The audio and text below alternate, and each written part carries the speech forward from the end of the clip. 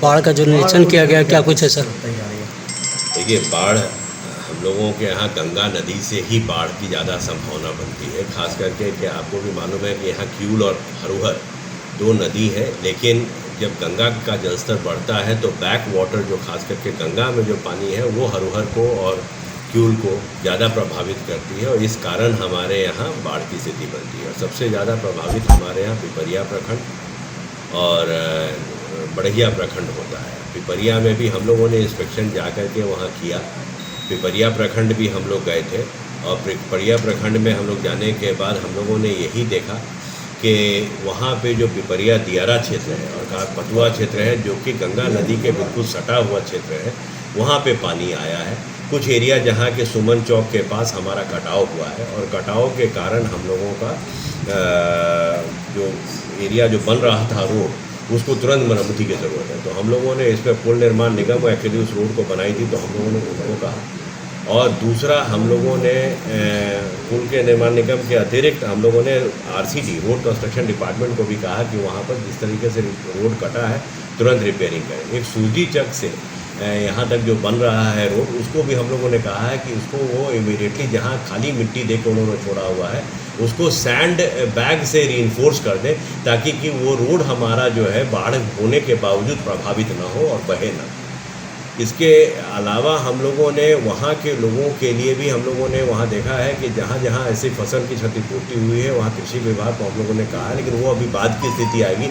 अभी सबसे पहले हम लोगों को ये देखना है कि जान माल की सुरक्षा हमारी ये रहे। उसके लिए हम लोगों ने रेगुलर बेसिस पर हम लोग अपना ये कार्य कर रहे हैं।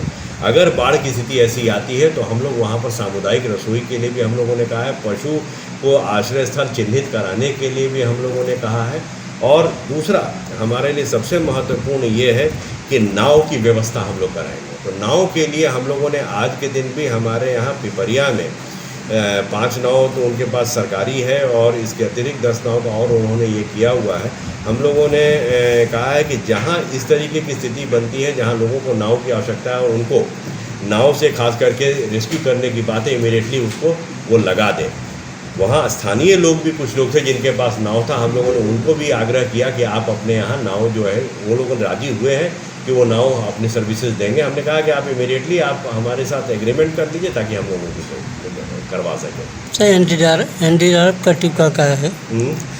NDRF गोताखोर वाले का एक गोताखोर के लिए बहुत स्पष्ट है कि हम लोगों के पास यहाँ लोकल गोताखोर हैं संख्या में, उनको हम लोगों ने चिन्हित करके रखा हुआ।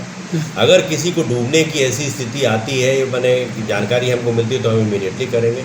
NDRF की और SDRF की यहाँ पर डेपुटेशन यहाँ नहीं है। हम लोगों ने जब बाढ़ की स्थिति और वैसी स्थिति हो जाएगी जहाँ हम लोगों को अब बिना NDRF का काम नहीं चलेगा, तो हम लोग इमीडिएटली मांगेंगे, क्योंकि हमारे यहाँ अभी जहाँ इस तरीके का जब भी कोई डूबने की घटना होती है तो हम लोग SDRF टीम वहाँ से बेगूसराय से मांग के काम करते हैं।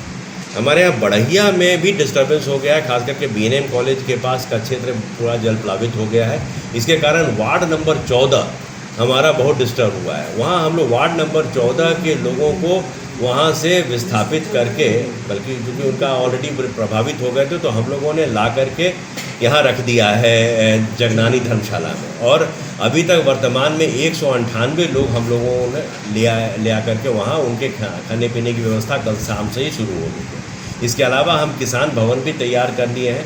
भगवान न करे कि वैसी स्थिति बने, लेकिन अगर बनती है तो हम लोग इसके लिए तैयार हैं। हम लोगों ने पिछले वर्ष भी 4 इस तरीके के भवन चिन्हित करके वहाँ लोगों को आश्रय स्थल के रूप में रखा था। वहाँ इस बार भी हम लोग तैयार हैं, लेकिन अगर वर्तमान में वैसी स्थिति बनेगी तो हम लोग उसको करेंगे। अभी वर्तमान में जगनानी धर्मशाला ही हमारा यूज़ हो रहा है। क्या अपील करना चाहेंगे सर?